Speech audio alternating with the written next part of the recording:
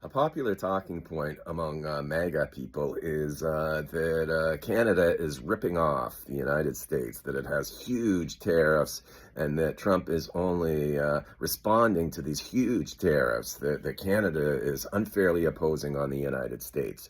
Now, the fact is that Canada, the United States, and Mexico have a free trade deal. They've had this for a very long time. Canada and the U.S. have had free trade deals since the 1980s under Mulroney. And the way that works is there are not tariffs except for very specific sectors, and only usually if those sectors go over a particular agreed upon quota. That is a quota agreed upon by both sides. Now, this is a quote that explains how the tariffs actually work. In other words, the rare instances when there are tariffs. Based on the trade framework under the Canada-United States-Mexico Agreement, CUSMA, USMCA, prior to 2025, an overall percentage of tariff-free goods between Canada and the US can be estimated at approximately 98% of trade value. 98%. That's most of it. Like the overwhelming majority is tariff-free.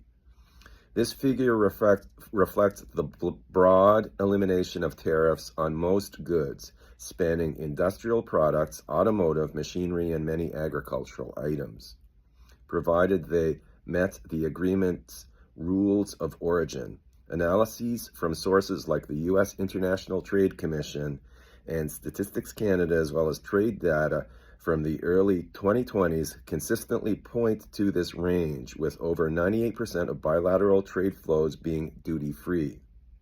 Canada is not charging huge tariffs before Trump came into power. Exceptions such as Canada's supply-managed dairy, poultry, and egg sectors with tariffs up to 270%, 290%. This is the part that MAGA freaks out about, the dairy stuff. Or occasional retaliatory tariffs, for example, steel and aluminum at 25 and 10% in 2018-2019 affected a small fraction of trade, keeping the overall tariff-free percentage slightly below 100%.